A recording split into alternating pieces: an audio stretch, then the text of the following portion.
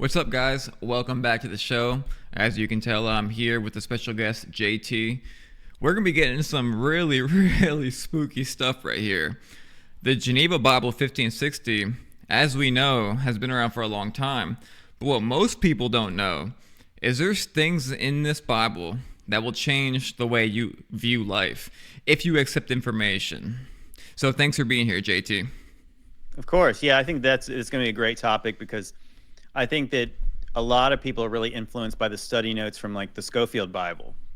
And so this is really interesting to think what people's perception in the church about 300 years prior, what their position was on a lot of these eschatology issues. Absolutely. So we're about to get right into it. Conspiracy, last days, geopolitics, the occult, and the Bible all collides here. And it's all completely unrelated. Alright, so I guess we'll preface this entire video by saying, one, we're not trying to scare nobody. Two, we're not telling you what to believe. And I'm pretty sure JT feels the same way. We're simply just showing you what information exists and what different cultures of people thought about certain situations that we view as just tribulations right now.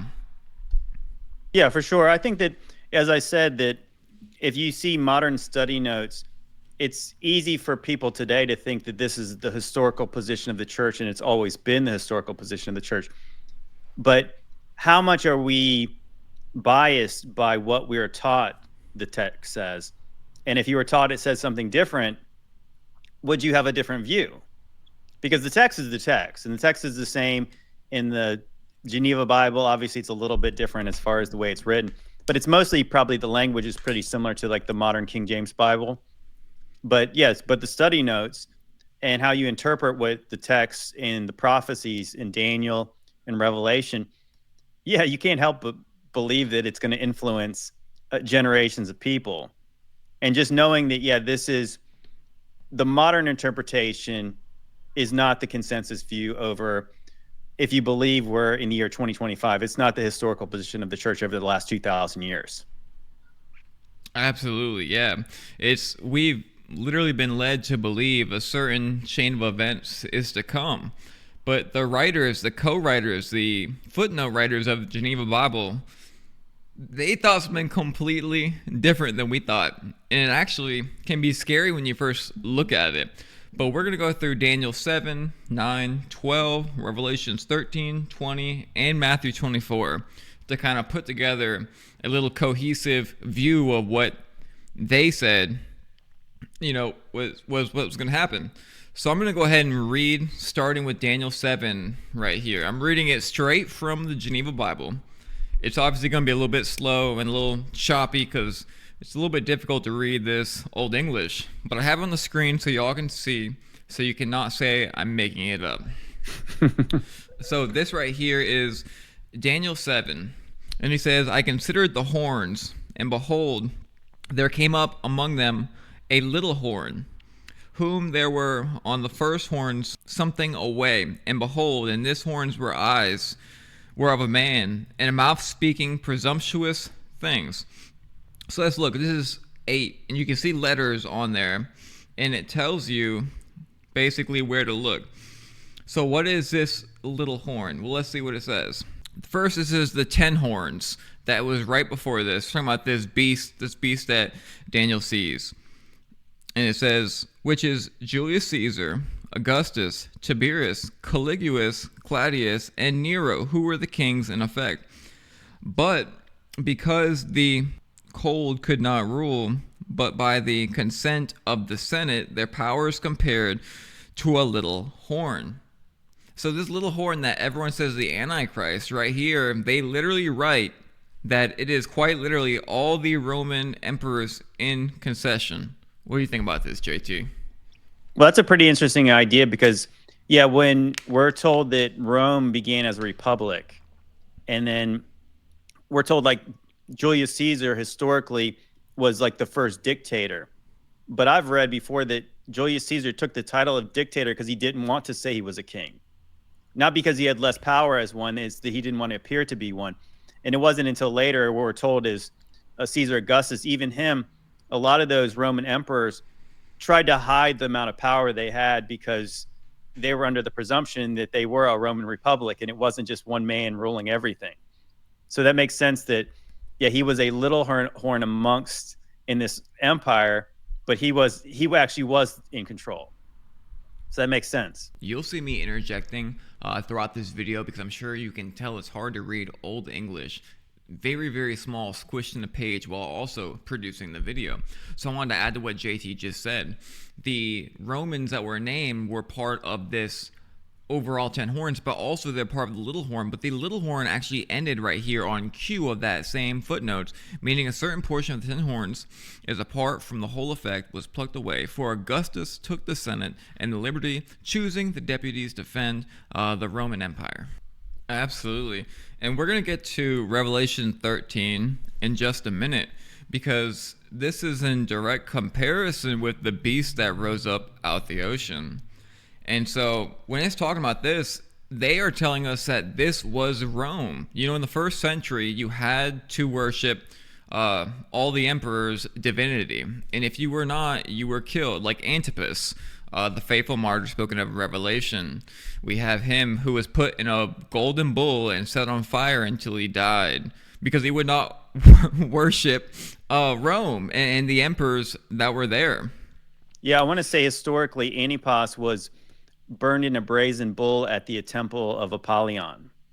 And so, yeah, I want to say that historically, Roman emperors were deified after they were dead. But it was later, in the times of the apostles, that these Roman empires literally said they were gods when they were living. And so I want to say, I remember when I looked this up a long time ago, that Domitian, I want to say maybe Caligula and Nero all claimed to be incarnated by Apollo.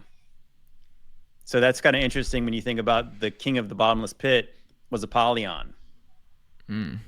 Yeah, and I've showed on money in past videos how it actually shows Nero taking the image and depiction of Apollo over, 8, 7, 9, 10 year span.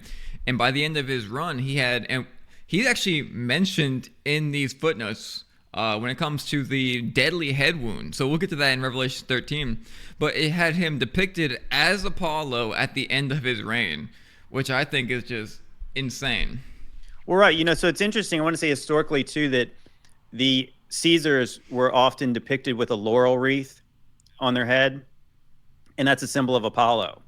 So that's like a symbol of a crown, and it's a symbol of a victor. And yeah, that came from Apollo. So yeah, and even historically, or in the mythologies, Apollo was the son of Zeus. And if you remember in Revelation, it says that Pergamos was where Satan's throne was.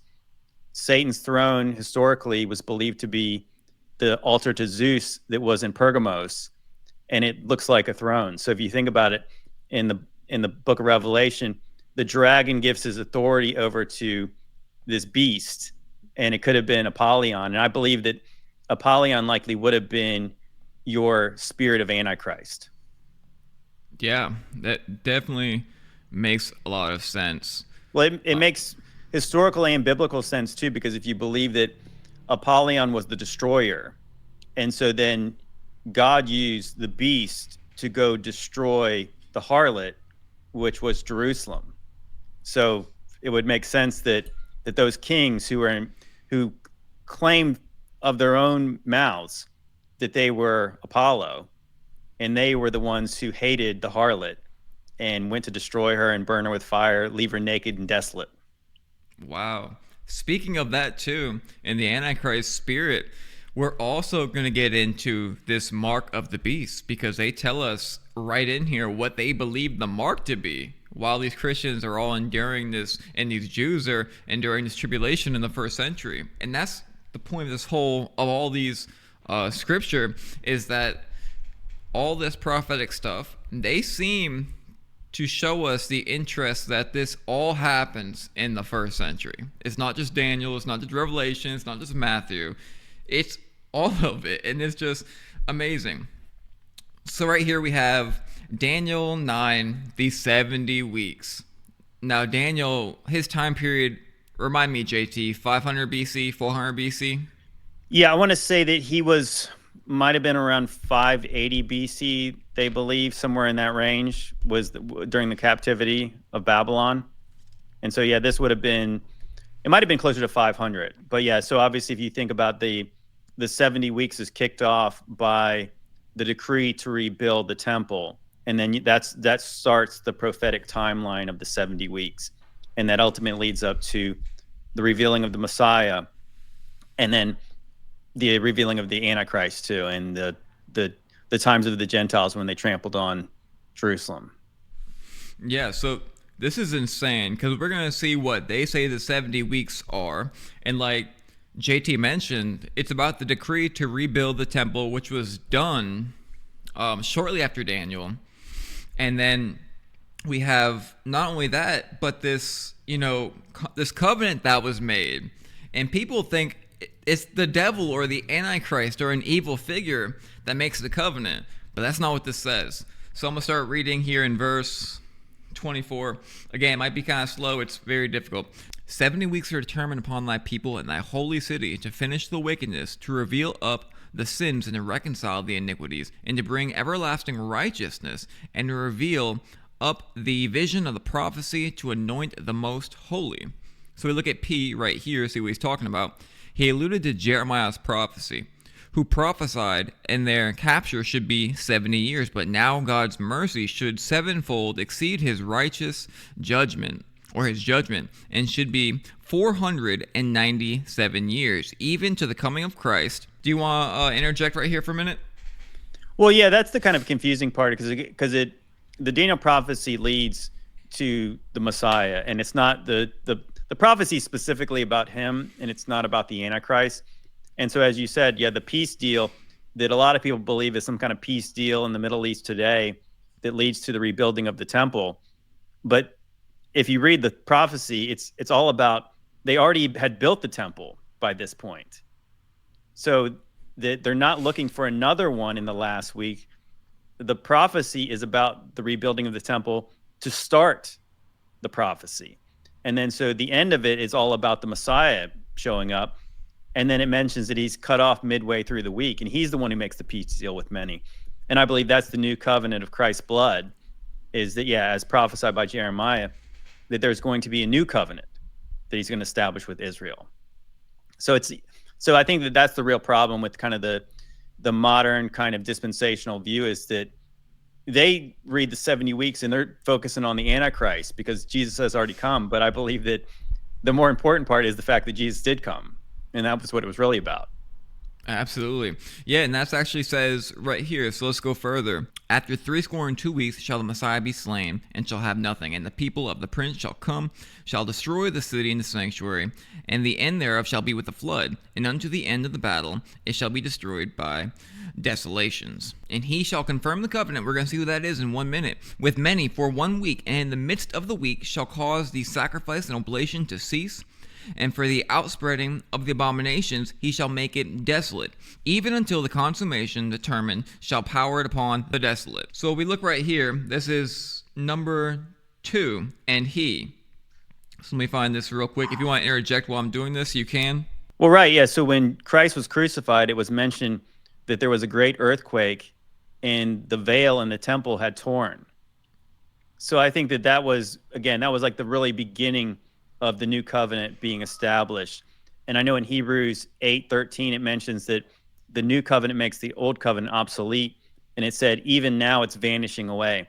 And I believe that there was kind of that transition period where the gospel was going out to the Jews first, and then the old covenant was completely wrapped up and done away with when the temple was destroyed in 70 AD. Yeah, I'm going to just read the footnotes from there down for that entire passage. From the time that Cyrus gave them leave and departed, these weeks make 49 years, whereof 45 are referred to in the time of the building of the temple, and 3 to the laying of the foundation. and counting to the next year of Darius, who gave the second command for the building of the temple, are 62 weeks, which makes 439 years, which Christ in the last week of the 70 shall come, preach and suffer death. So it was about the coming of Christ, the building of the temple, and also this temple will be destroyed as prophesied in Matthew 24, and also prophesied by Daniel, I believe, right, JT? Yeah, I mean, that's a big difference the way that it's written in the footnotes too, because it's saying the last week is when Christ is going to die. So that lines up with what I believe is that his ministry starts with the baptism the last week. And so if you think about it, so his ministry, many people believe it was right around 3.5 years. And so he's cut off midway through the 70th week. But dispensationalists will teach us that we're waiting on the 70th week. But they're saying that the 70th week has already transpired. And it makes sense to me, that yes, that's what, again, this is what the prophecy is really about. It's not about the Antichrist. Not saying he's not an important figure in it, but it's the more important figure is the Messiah. Absolutely. And so we have this, whole pre-tribulation ideology. Well, here we have Daniel 12, where he's talking about Michael coming for the people. And it says, at that time, Michael shall stand up, the great prince, which stands for the children of thy people, and there shall be a time of trouble, such as was never since began of the nation, or that same time. At that time thy people shall be delivered up, every one two shall be found written in the book of life. So we're going to jump over to this, the footnotes, and see what it says. The angel here meaneth two things. First, the church shall be in great affliction and trouble at Christ coming. So Daniel 12 is about Christ coming. And next, God will send his angels to deliver it, whom he called Michael. You want to say anything about that? No, I think that's really interesting. I think that the understanding you would get from that is that this last week is all about the coming of the Messiah, and then the tribulation that follows it, which is what Jesus says to the apostles, is that after his ascension, that the church is going to be persecuted. So he's saying like that these are signs of the times of the end, is when they deliver you up to tribulation and they martyr you. And so what I think there's a real problem, again, with the reading the modern church gives to these texts, it's because in the King James Version, it says they're asking about the end of the world. But, other translations interpret that as the end of the eon, or the end of the age, which makes more sense because Jesus said, this is going to be the worst times of tribulation that the world had ever seen and ever will see. So just based on the reading of how he says that, there is going to be a time after that, right? So if this was literally the end, why would he say this is going to be the worst time that even follow after that? Because there is a time after that. Absolutely. It just, the way they threw at us in the beginning, that it was impossible that we could be anywhere else in the timeline. And right now we're about to read Revelations 13, which is absolutely crazy. Because if there was any doubt before, Revelations 13 will not only go into this false prophet character who's actually under the power of the Senate of Rome. They say, not me, they say it. But also who this beast was that persecuted all the Christians in the first century. The thing that we're supposedly looking for is written right here. It says, and I saw a beast rise out the sea, having 7 heads and 10 horns. Upon his horns were 10 crowns. Upon his head was the name of blasphemy. It says, here is a depiction of the Roman Empire, which standeth in cruelty and tyranny. The beast I saw was like a leopard, and his feet were like a bear. His mouth was as a lion. And the dragon gave him his power, his throne, and his authority. It says right here, B, again, meaning Rome, because it was first governed by 7 kings and emperors after Nero, and also is compared about 7 mountains. And it says right here, and I saw as one of his heads were wounded to death, but his deadly wound was healed. And all the world wandered and followed the beast. This is actually pretty crazy because it says right here, this may be understood as Nero. who moved the first persecution against the church, and after slew himself, that was the sword to the head, slew himself, so and the family of the Caesars ended in him. So it's saying this deadly wound, again, Christians will say the deadly wound is the Antichrist, who will then receive worship in front of the people on the earth. It just said it was Nero, and it also backed up that he stabbed himself in the head. What do you think, JT? Well, yeah, that's really interesting. I mean, I would say that, yeah, I know a lot of people have calculated the gematria of Caesar Nero, and that works out to be 666. And it also makes sense to me when you calculate the number of his name. It's like, it's not like a future code to come. It's more like, was John writing it in a code because he's writing this to Romans during the times of Nero? So you can't literally just come right out and say that it's Nero. Otherwise, maybe the letters don't get to them. Yeah, absolutely. It's just crazy because people have been speculating for hundreds of years about the 616 and the 666, depending if it's, I believe, Greek or Latin. And again, we talked about Nero Caesar being portrayed as Apollyon on the money, growing the spines like the Statue of Liberty. Right, and it's also, again, I mentioned that they had it mentions the crown and a blasphemous thing on his head. Is that the laurel wreath that symbolizes Apollo in his divine kingship? Yeah, it's very possible. So now we're going to get into the false prophet right here, because it tells us not only what figure of person he was, it names him literally by name and position. And they worship the dragon, which gave power unto the beast. They worship the beast, saying, who is like unto him? Who can make war with him?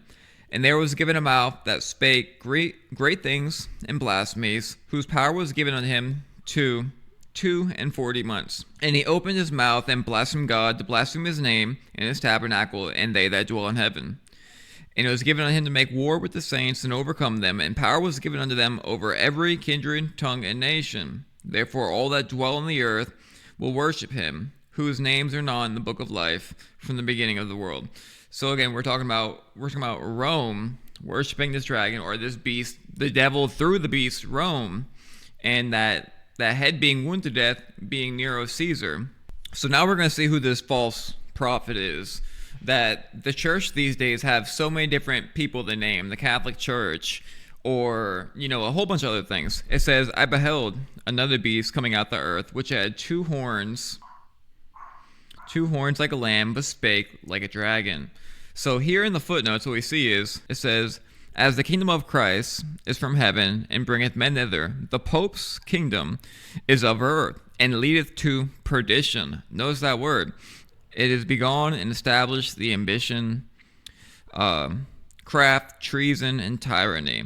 Now Q, the beast we see that rose up, which signifies the priesthood and the kingdom, and therefore he was given in his arm 2 keys, and hath 2 orders carried before him. So Boniface the Eighth, which was first ordained, the Tubal or Subal, whatever that word is, there himself one day in apparel as pope, and the next as an emperor.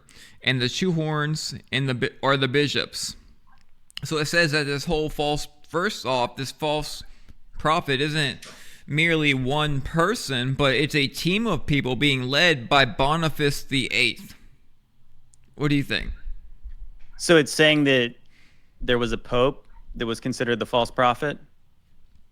Yeah, him and his buddies, or the other bishops. His bishops, okay. Yeah, well, I mean, that's very interesting, because we're never told about the popes in the first century that are concurrent with Roman emperors. Supposedly Peter, right? That's the only one. Suppose what the Catholic Church says. Right. Well, yeah. So the Catholics would have some kind of tradition where that Peter was the first pope, and then there was all these lines of popes afterwards.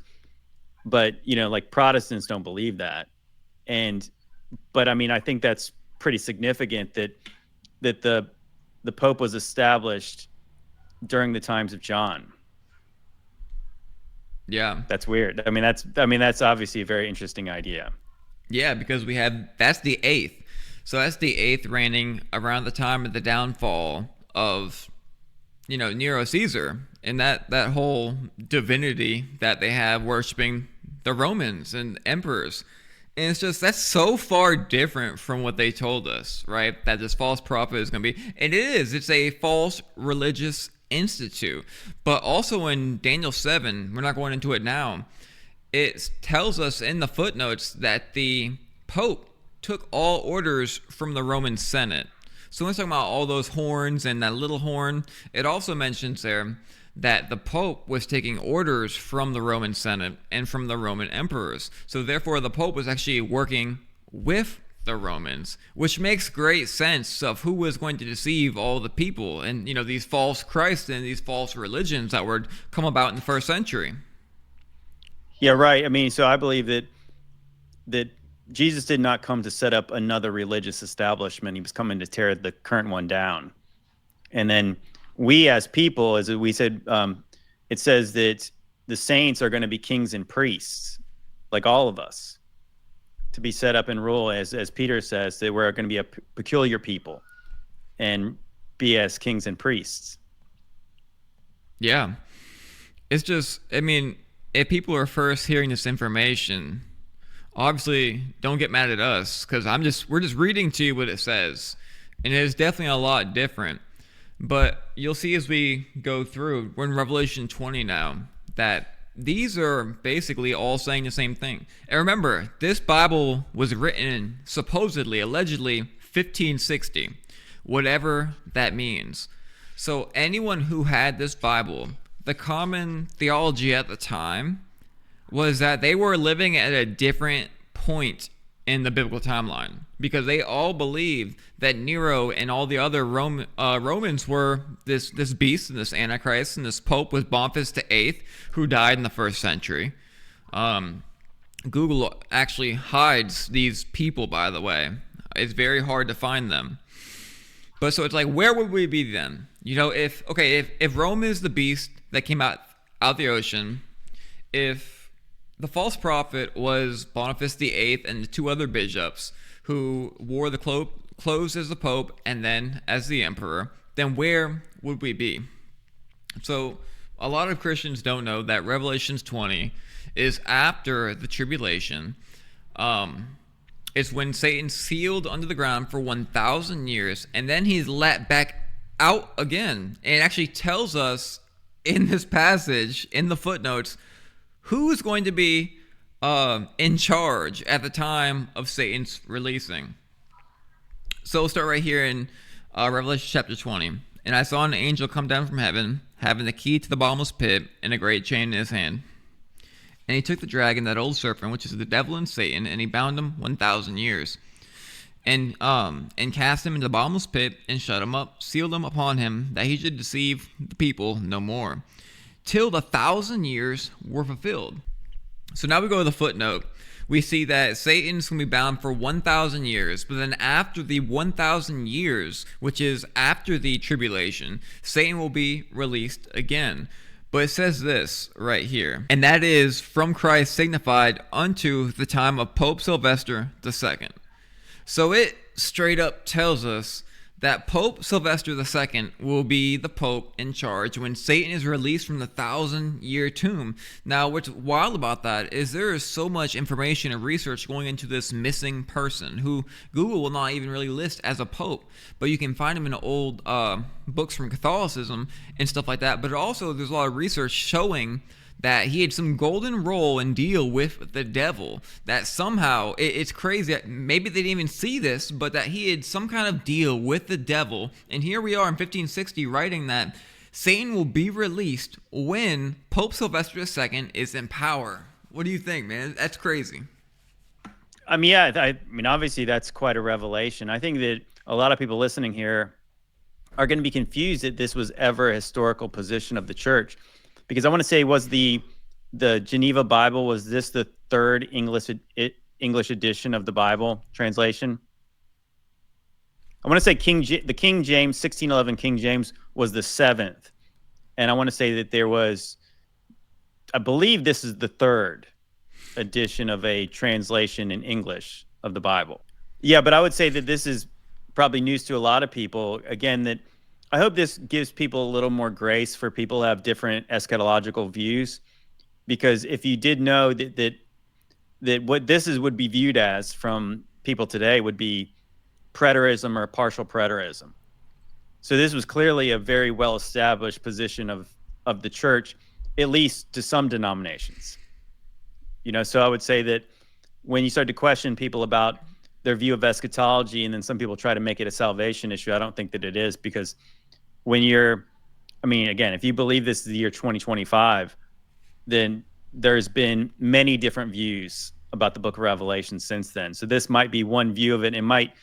You might disagree with it, but obviously it's a very strong position in the church if they put it in the footnotes of this very famous Bible.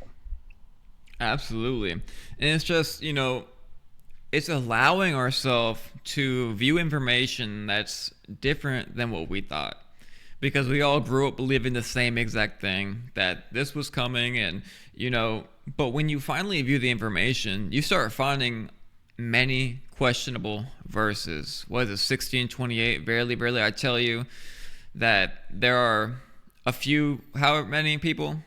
He just said, some standing here will Some. not taste death until they see the Son of Man come into his kingdom.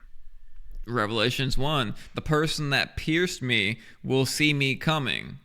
And there will be a video that's linked in the bottom of this video where you can see a whole lot of more detail, verse for verse, thing for thing, prophecy for prophecy. Because people will say, when did the stars fall from heaven? Well, apparently they did it at some point, right? When did the Mount of Olives in Zechariah 12:14, when did it split? I've showed in the video, and I'll show here. Again, it's definitely, there's a huge split in the middle, and they started growing houses in between it. They'll say, when did the lands move out of their place? And of course, our land masses have all moved in the last 1,000 years to be unrecognizable from what they are today. They say, what about the Euphrates River drying up? We're in 2025, where we have jets, we have nukes, we have missiles, we have boats, we have motorboats. We don't need a river to dry for kings to travel over the land to attack. They'll say Zechariah 12:14, we have, the Hebrews being slayed. Yes, it says specifically 2/3 of all the Hebrews were completely slayed and 1/3 was saved. You want to know something crazy? In the first century, we'll get into this video in just a little bit, you'll see that this actually did happen, and just about all the Hebrews were unalive. There's a very few amount that escaped to Africa in the siege of Jerusalem in 70 AD. So just wait, there's a whole bunch more coming in this video, and after this video you can watch the other video down there. People say John on the island of Patmos is still alive. He's been alive for thousands of years. What makes more sense? That he's been alive for 1,000 years, or he was alive in the first century and foresaw? Actually, why don't you tell us what you told me before we got on with 536 AD? Yeah, there was a really interesting discovery we made, because in the year 536, historians view that as the worst year in history. And the reason they say that is because there was some kind of catastrophe, some kind of cataclysm that caused the sun to not shine for 18 months. So you had, during 18 months of this time period, the sun really only kind of shone faint light for 4 hours a day. It was so dark that you wouldn't even cast a shadow outside at noon. So this period was followed up by what they're called as the plague of Justinian, that they believe that up to 90% of the world's population could have died of a plague. And there was also, this time was also followed by a mini ice age. And I want to say that historical research says that the Mayan civilization collapsed at this time too. So this was like a worldwide phenomenon. And what's really fascinating about this whole account, if you know what the sixth seal is, the sun does not shine. The sun does not give its light anymore. The moon turns to blood. And so that's the sixth seal. And that's basically when the return of Christ happens. And what I find the most significant about it is there's very few historical accounts about it, but one of the people who wrote about it was this man called John of Ephesus, or John of Asia. And so there's kind of a wild theory that I happen to subscribe to. It's by this Gunnar Heinzen, a German researcher. And he concluded that there was a lot of overlap in the first millennia AD. Up to 700 years could be added. So you have like repeating historical figures, because this timeline that's 1,000 years might only be about 300 years. And so what's really interesting is the writer of the book of Revelation is the Apostle John. And John lived in Ephesus. and John wrote to all the churches in Asia. So wouldn't it make sense that Jesus says in John 21 that he tells Peter, what is it to you if this man, the beloved apostle, John, is here when I return? So John is writing this revelation, this prophecy, which he's told to not seal up because the time is at hand. And all these things are about to take place. So what if John of Ephesus is the beloved apostle? What if that is the apostle John? And he wrote about the time where the sun did not shine. And that's literally when all of the events of Revelation are playing out. I think it's very possible that it could be him. I think so too. I mean, again, you have the moon turning to blood, the sun not giving her light. We have these massive cataclysms happening on the earth. And so in the first century to now, you can look at the maps from, early maps, and we can see that all the land indeed moved out of its place. There was an island out by California, etc. All these islands did move. The sun quite literally did go dark, and everybody saw it. And there was a writing called The History of Wars, where it talked about the sun going dark for a very long time. And it was written in there that men were free neither from death, nor pestilence, nor anything that leadeth to death. So there is a time when the sun went dark around the whole earth, and the scientists are saying that it was volcanoes, which it actually, I say it wouldn't be because it's stupid, the whole earth, but volcanoes would possibly make the sun turn to blood. It might not, but we do know something major happened at that point, which they say is 536. So now we have John being alive, John of Ephesus writing of this while warning the churches in Asia Minor that are in Asia Minor, because Revelations did not say tell the churches that were, said tell them that are in Asia Minor. So it really does all seem to line up pretty good, that it's very well possible. Like right now, I think that it most likely has to be true.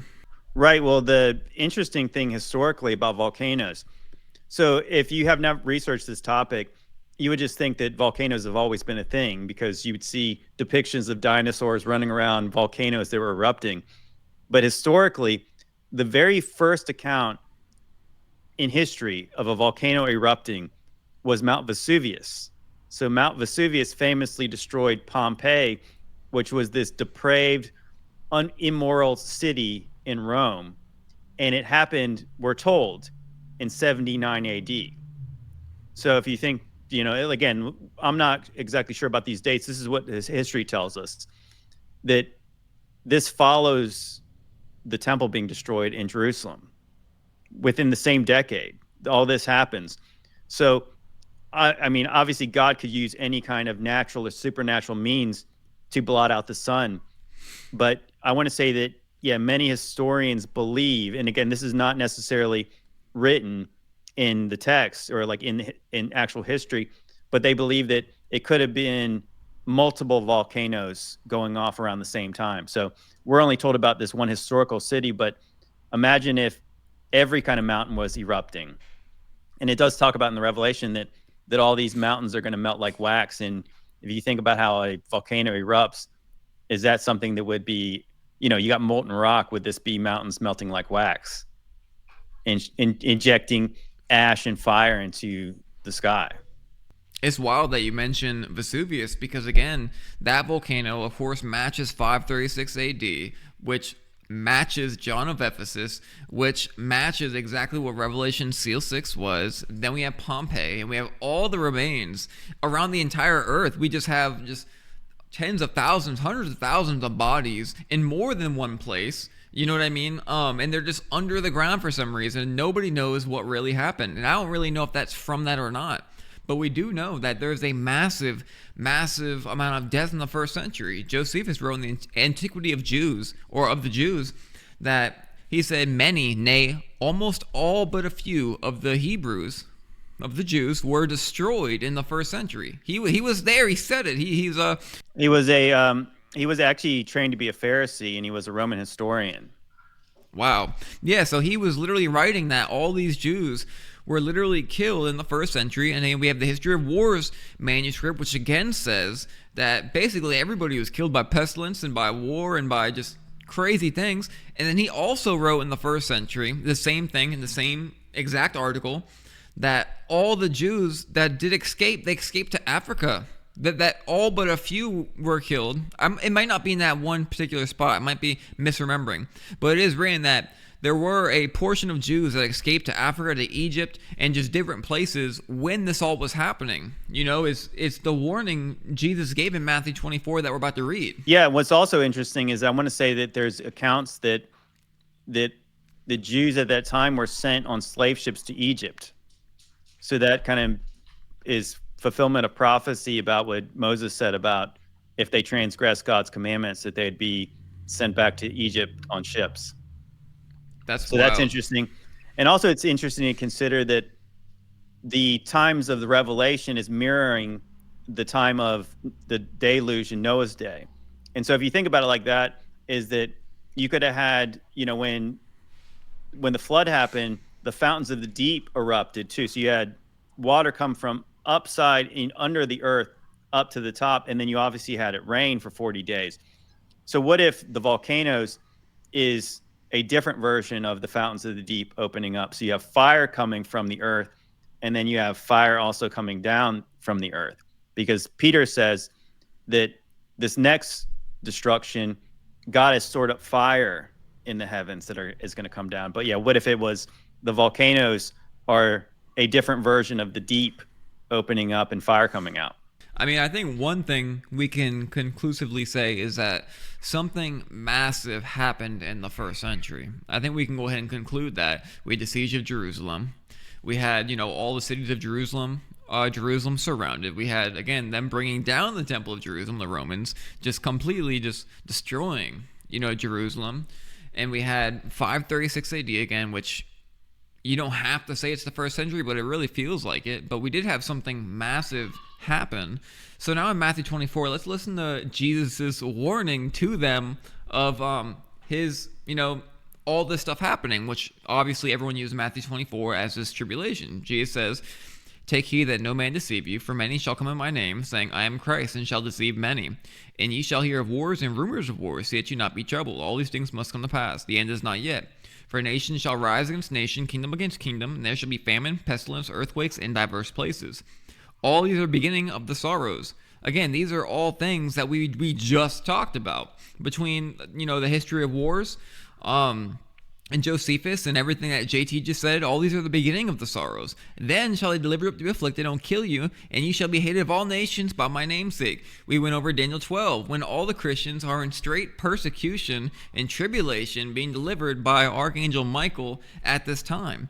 And shall many be offended, and shall betray one another, and shall hate one another, and many prophets shall rise and deceive many.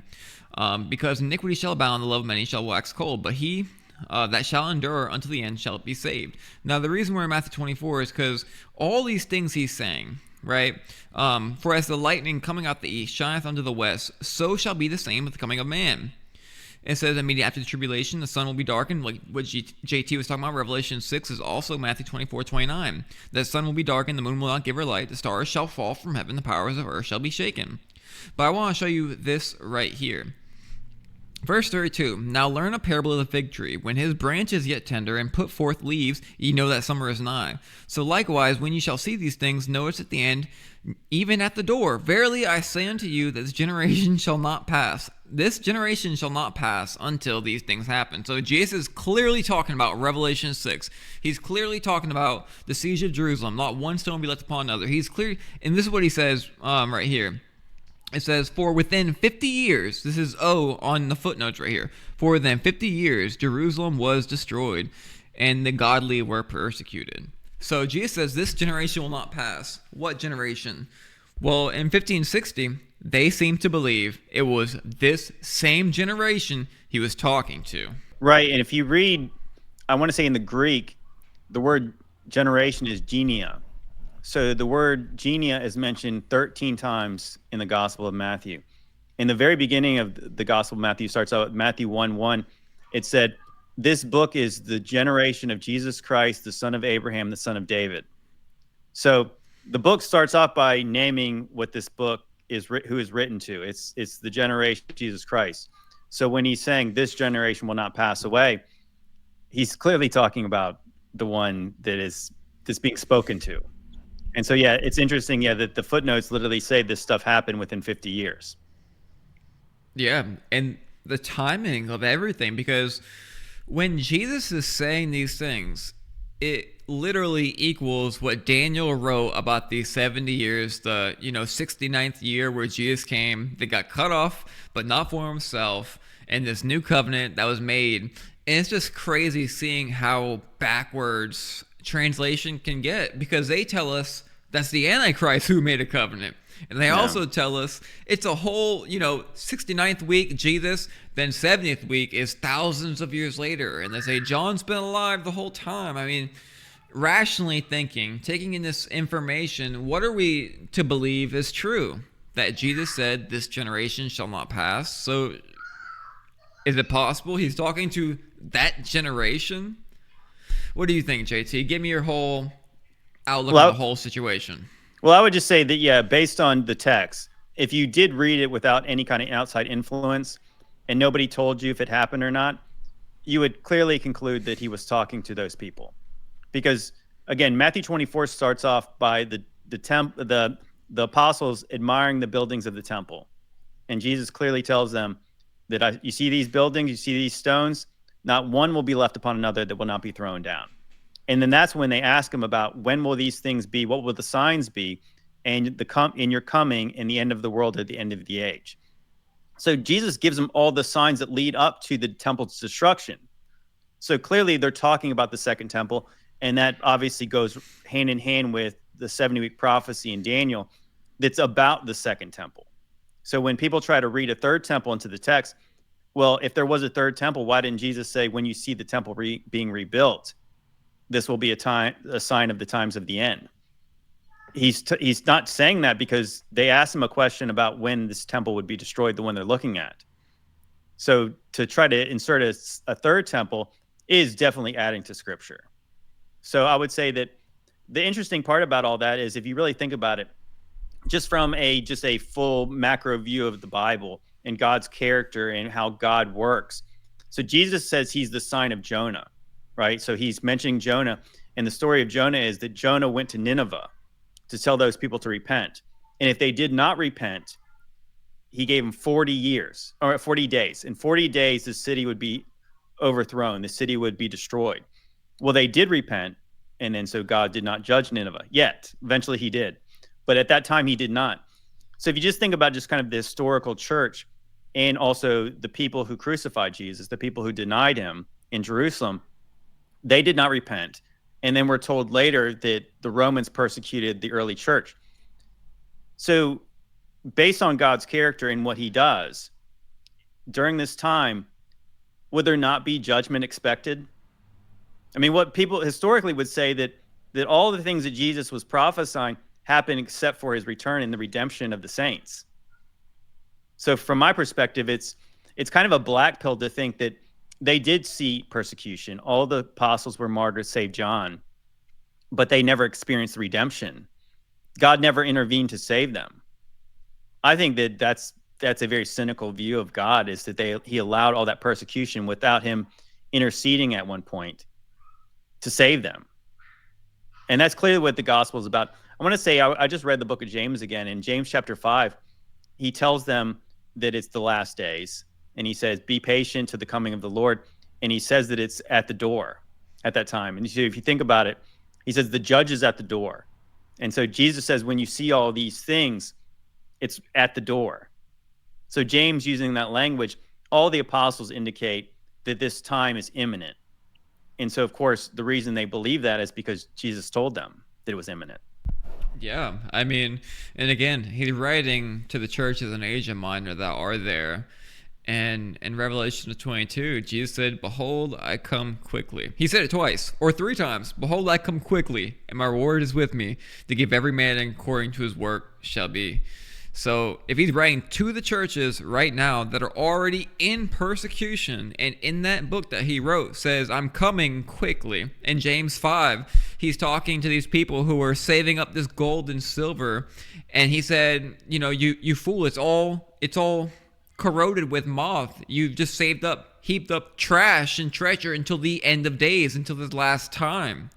Why would he say that if that was not the end? Why would he say, you fool, you saved this up, there's no good now, you're screwed, this is it? So I think it's definitely worth looking into. It's definitely worth researching. It's definitely worth reading the Bible through a new lens that we don't really know who we are or why we are. All we know is that Jesus Christ is the Son of God, that Jesus Christ is who saved us through his Father, who loved us and had mercy upon us, went to the cross, and he did it, and we didn't. As far as eschatology and all this stuff, we need to be so careful condemning people for their eschatological beliefs, because clearly the little season has a whole lot of evidence. And if you even go back a couple hundred years and see the dates on some of these buildings, these I's and J's instead of I mean, it goes on and on and on. I think there's a lot of evidence that we need to be looking into and reading the Bible through a new lens, because if you did that, you would see the wording they're using through the New Testament, through the Gospels, that something is very, very, very near and right upon them. Yeah, absolutely. If you really think about the way the Bible's written as well, I just read the book of Acts again. And if you read the book of Acts, it ends very abruptly. Like there's this, it's kind of like it's building to this showdown between Paul and he going to see Caesar. But that's never written about. It's kind of like it's concluded with a couple lines at the end. And if you really think about it, if we did have a continuous church tradition like we're taught, well, why don't we have more books? And why don't we have more fleshing out of these stories, or different accounts of the other apostles and what they did? I think it makes sense that there was this separation because the timeline was broken right around that time. Even if you think about like the early church fathers, there's really no connection to them and the apostles. You think that there would have been some kind of a handing off of the baton to these other men, but they're never written about. Like, why aren't the early church fathers, if they did have a connection with, say, the Apostle John, why isn't there any interactions between these men and the Apostle John if there was not some kind of event that literally divided where the Bible ended and then church history began, the church history after the Bible began? I think it makes sense that if the book of Revelation was written about the times that were, the things that are, and the things that must soon come to pass, the book of Revelation concludes with, do not seal up this prophecy because the time is at hand. It's because all those events were about to take place. And as you mentioned before about the 7 churches that were in Asia, and I like to put the emphasis on were in Asia, these were literal churches. But now if you go to those places, they're just archaeological digs. They had to dig up these churches. They had to dig up these cities that they were sometimes up to 20 feet under the ground. So, I mean, if you really think about it, that's another good evidence, or the lack of evidence is evidence that this already took place, is the fact that you don't have a continuous historical church that can point to the letter that was written by John to them and saying, well, we're waiting on this to happen, because it likely did happen. And the fact that they no longer exist means that it was either true to them or was not true. Yeah. I mean, atheists will use this against Christians a lot, and they'll say, you know what? Well, Jesus said he is coming to this generation and that they would see these things, and all of a sudden there was the siege of Jerusalem. For people that know history a little bit, they knew something happened in Jerusalem in the first century, but Jesus never came. So one of their best evidences against Christianity, modern Christianity, is the fact that he said he was going to come. He said soon, and here you guys are, thousands of years later, still waiting. Yeah, 100%. I want to say even C.S. Lewis was historically a Christian. I mean, obviously there's debate about what kind of Christian he was. He wrote that Matthew 24 was one of the most embarrassing parts in the Bible because Jesus was wrong, that he did not return in that time period. So if you really think about it, that's another good evidence, is the fact that if we're told that all these events took place in the first century, destruction of Jerusalem, mass persecution of the church, with the apostles all telling the churches that Jesus is coming soon, this day of the Lord is coming soon, if they were martyred and persecuted and there was no redemption part of the story, how does the historical church grow to the level where they change the chronology, literally where now we live in 2025 AD, Anno Domini, the year of our Lord? So at some point, people accepted that the times of Jesus changed the timeline completely. And if the apostles were exposed as false prophets for saying all this stuff was about to take place and it did not, well, then how does Christianity be the dominant religion in the world, even still today? I would say that, yeah, you would probably say, yeah, these things, all the persecution took place, but where's Jesus? I would say that, yeah, that's evidence that it did happen, because otherwise, yeah, I don't see us talking about this if Christianity would have died out in the first century. Yeah, I mean, one of, their biggest figure says, I'm coming back for y'all real soon.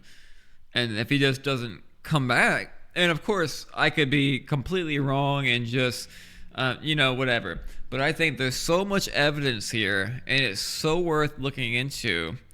And if all else, just pray and ask God. I mean, I think that a lot of us have already done that and arrived at the same point. But it's definitely worth looking into.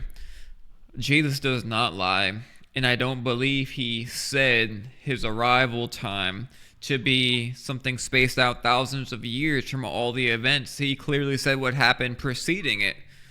So I think it's very, very worth your time looking into. Because on the other end, if this is true, if all this is true, and we are in the little season of Satan, well, Satan, it says in Revelations 20, is going to deceive the entire world, the number of the sand of the sea. It's going to encompass the camp of the saints, and fire will rain down from heaven and kill everybody. So he's going to deceive everybody. In the Geneva footnotes, they wrote he had more power the second time to deceive people. So if this is true, and we're in a little season, that means there's a massive deception that's actually coming, that's here. And it's going to trick people into attacking something of God. We know we have the aliens, all this bullcrap coming our way. Could that be part of this deception that's about to be, here on the earth? Yeah, very clearly. I mean, I would say that whether you agree we're in the little season or not, you do have to kind of wrap your mind around the idea that after the 1,000 years, the devil deceives everyone. So how could he really do that? If it's like what the church teaches about this very physical kingdom that is established, and Jesus and resurrected saints are just interacting with everyone all the time, how would the devil deceive people? Well, I think it's likely that our timeline would be distorted and evidence of this reign never happened. So I would say, so whether we're right or we're wrong, this is a prophecy in the Bible that either is happening or will happen. So you do kind of have to wrap your mind around that. And yeah, so I would definitely encourage people to just consider too that we're not saying we know for sure. And we're also saying that if you guys believe the Bible, we do too. And these people who obviously translated the Bible and put the footnotes in there, they believe the Bible's true as well. So that's why I would say that, yeah, this eschatology is not a salvation issue. I mean, it's trust and faith in Jesus is what saves us all. And so we're all validating that we believe the scriptures are the inerrant word of God. So I would say that we are still brothers and sisters, whether we disagree about these things. But so it's really just a question of where we are in the timeline.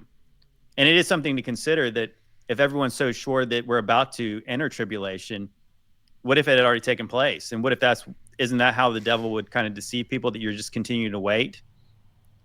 But maybe the deception is that it already happened. And then the next deception that leads to, again, the typology of another one world government that's coming together to eventually make an affront to God again. I mean, so that's why maybe people could see the signs of the book of Revelation about to take place, but maybe during the little season, it's kind of a repeat of some of those things. Yeah, we do know there's a lot of repeating in the Bible, like you mentioned, the parable of Jonas.